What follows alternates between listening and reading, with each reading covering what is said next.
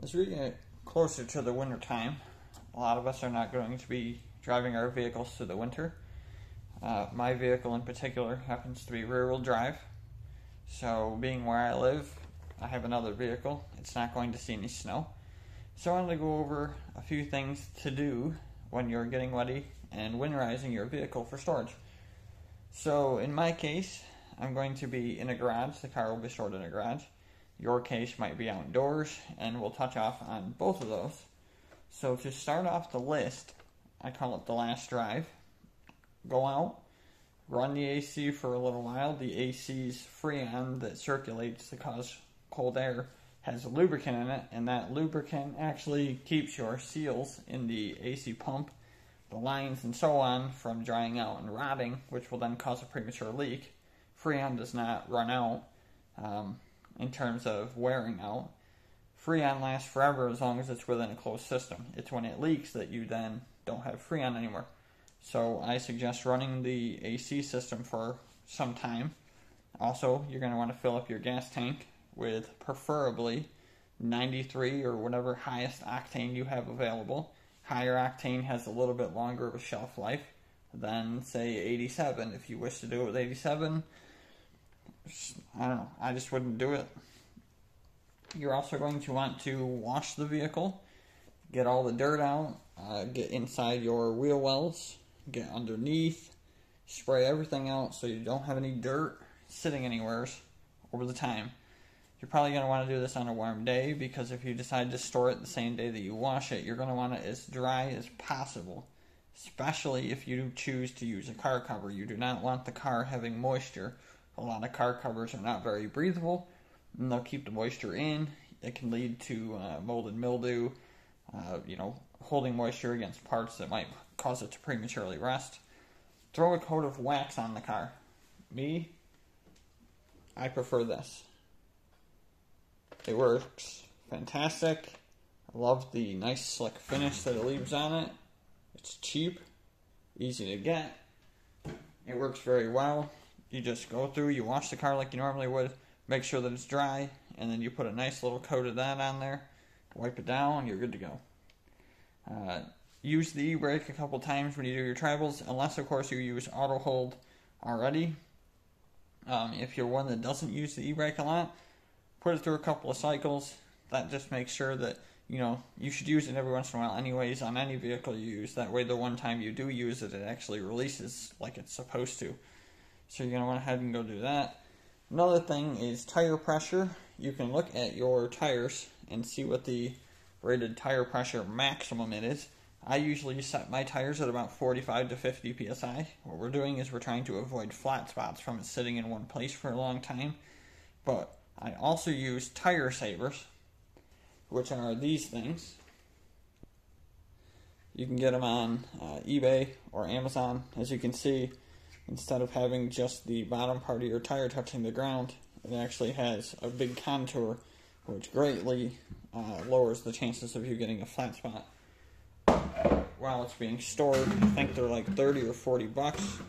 They're very conscientiously priced so that you can help prevent flat spots. It's not as common nowadays as it used to be with older tire technologies, but it's a good second chance. That way, come April, May, whenever you go to drive your car and it's not going. So go ahead and pick yourself up a set of those. I also add Startron. It comes in a clear blue bottle. It's a fuel additive / moisture control. It keeps you from absorbing a lot of water into your gas tank. Keeps the fuel stabilized while it sits over the winter. Normally, depending on the grade of the fuel only lasts about 90 days in its optimum performance. Some cheaper fuels, it's like 60 days, if that. So you're going to want to go ahead and put a little bit of Startron in there, per whatever the bottle says. The bottle usually does a lot of fuel, so put in what's recommended, and that'll help keep your fuel good so that when you start it up, it doesn't run like absolute crap from having garbage fuel in it. And then just before you park it, so if you do some of those first things a day prior to you parking it, you're going to want to change the oil. After you change the oil, do not plan to drive the car again. The reason for this is, fuel, when it's running the engine, it gets a lot of contaminants in it, be it micro amounts of metal shavings, from wear points to moisture, and then dissolved gasoline that bypasses the piston rings, and you get a lot of things in it that are very acidic. And what that's going to do is, if it sits on internal parts of the engine over time without moving or being circulated, it's going to start etching bearings and causing corrosion where you don't want it to be. So once you're ready to store it, change the oil. If you go to a drive-in place like a Jiffy Lube or something, you don't have to do a secondary step, which is what I do, but go ahead, get your oil changed, bring it back, shut the car off, and that'll be the last time that you run the vehicle until you are ready to take it out of storage. And we'll touch off on that a little again, but say I was to change it right here, right now, I would either jack up the car or put it on ramps, drain the oil, put the new filter on, fill it with oil, and then I would actually run it for about 15-20 seconds to circulate that fresh oil through all the ports, and then shut the car off, and that would be the last time that I would run it until I'm actually ready to take it out of storage for next season. But that helps keep any acidics out of there so that you hopefully won't damage any metal surfaces, because they're all polished metal and acids are just not very good for it. Another thing you should do, which I have and most people do, a catch can. Go ahead and empty your catch can. It's a redundancy thing. It's not necessarily going to hurt you if you leave whatever's in it, but it will start you off fresh, because when you start it in April, May, whatever, you're not necessarily going to remember to drain whatever's in the catch can out, and you could overflow it if you don't, check it regularly. You just did an oil change, so you should check it anyways. But if we can keep those contaminants, say it's got moisture, oil, water, whatever, take the contents out, start over fresh and clean. If you choose to use a car cover, I do not recommend a car cover in any way, shape, or form. I just don't. In this garage, for instance, concrete is concrete. It looks like it's sealed, but it is not. If you dump water on concrete, it'll disappear, and that's because concrete is porous. Very, very small pores, but it's porous. So say the underside of this garage, which luckily for me, the garage is very dry. If moisture comes up through the concrete, it's going to come up underneath the car, and the car cover is actually going to trap it inside of the car. Most car covers, some say like waterproof. If you buy a cheap one especially, it'll say waterproof, keeps out the elements, this, that, and the other. That usually means that it won't let water in and it won't let water out. So say this was a real damp spot, or if you had to store it outside, you're going to have all that moisture from the ground coming up and it has nowhere to escape. And it's going to sit there. You're going to grow mold and mildew inside the car. It's just going to smell horrible. It's really bad for parts that are going to get rusted because they can't dry out. I just don't recommend car covers. If you choose to have a car cover, say in this situation here in the garage, put down plastic sheeting underneath the car. That way the moisture that comes up through the concrete can't get to it. Then put the car cover on it, and it would be purely just to keep dust off of it, which you shouldn't be out here like rubbing your car anyway, so it really wouldn't be that big of a deal. But if you choose to use one outside, you have wind to contend with. The wind is going to cause the car cover to smack your car over and over and over again. Could lead to scratches. Animals are going to love that you're putting a tent out in your yard for them. You have the moisture issue in your yard as well. It's just, I don't really recommend them. I don't see much help in them. Next thing is rodents, preventing rodents. Go out and get a bunch of bounce dryer sheets.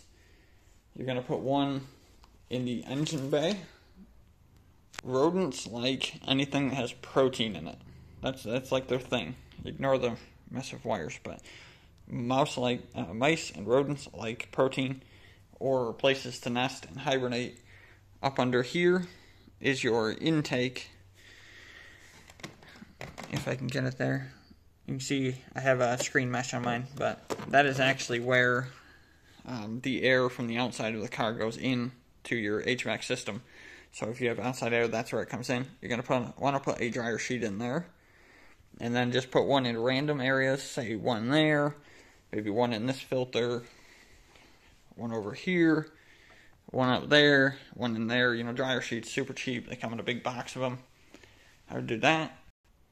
I would also put one on each floorboard, and maybe under the seat or vice versa.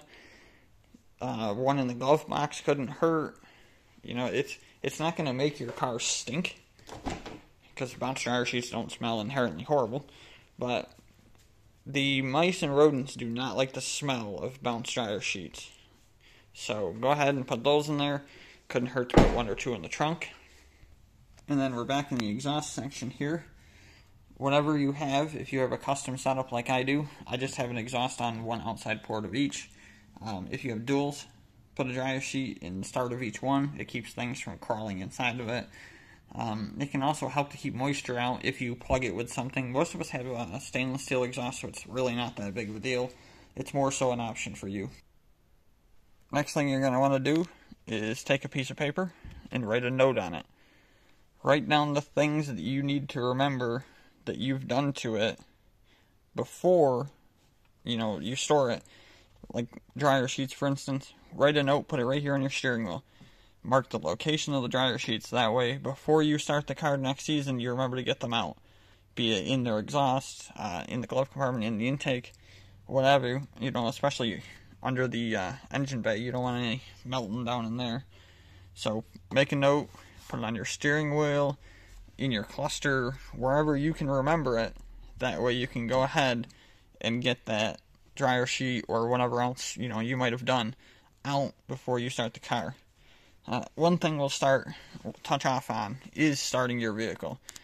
Once your car is stored, do not start the car. There used to be the old thought, start the car, let it run, let the oil circulate, take it out for a quick drive to stretch its legs, possibly let the battery charge for a little while. Don't do it. I don't know the exact term for that. You're putting more acidic acids and such into the engine. You'd have to run it long enough for the oil and the coolant, because the coolant temperature gauge is going to come up to full within, say, a minute and a half. However, the oil temperature is not going to come up for about 7-8 minutes of driving. So if you go ahead and you do that, you're going to be leaving a lot of contaminants in your oil that you need to burn off. Just like if you were to drive very short distances, you're going to risk having a lot of contaminants in your oil because the engine oil didn't get up to temperature to burn them off. So you don't want to do that. Don't worry about charging it. That moves into the next one. Battery tenders, battery maintainers, whatever you want to call them. Do not use an old school buzz box battery charger. That is the ones that when you turn them on, they hum. You can hear them buzzing. Don't use those. A lot of them are not made for the type of battery that's in this car. We have a version of an AGM battery. AGM batteries are absorbed glass mat. These ones are like SLVCs or something to that extent. It's basically it's an AGM that's kind of a wet cell. They do not like very high voltages. If you use a battery charger that just randomly goes way high, which is what a lot of these buzz boxes do because of how they're designed, you'll actually cook the battery and it won't be worth a damn. So don't do it. You can elect to disconnect the battery entirely if you want, but you will have to charge the battery again before you start the car back up, because it's going to lose life over a few months. So get a battery tender. Walmart has some. Just make sure that it's AGM safe. Plug it in. I usually recommend a 1 amp. The car should not have any quinscent draw anywhere near 1 amp. 1 amp should be more than ample enough for the battery to stay charged up. Another thing you want to do, your interior, though some of us have this faux leather. Either way, any surface that you feel that is soft touch, you're going to want to go ahead and get a good quality leather conditioner / sealer, whatever you want to call it. Do a nice coating all over it. That'll keep it from drying out and, getting a little dry rot, starting to get that little haze on it. So go ahead, get everything all coated. You can do this again, midway through if you want to come out and spend a little time with your car. Go ahead, coat everything again. Just keep it nice and healthy. I always clean the car before I store it. That way when you get in it in April or May, whenever it's not all dirty and you're like, oh, well, this is nice. So those are some good basics to go ahead and prep the car for storage. This is relevant to anybody in another vehicle too. So cruising through again, do your last drive, run the AC, fill the gas tank, preferably with premium fuel. You can use cheap if you want to, but preferred premium because it tends to last a little longer. Wash the car with adequate amounts of time for it to dry.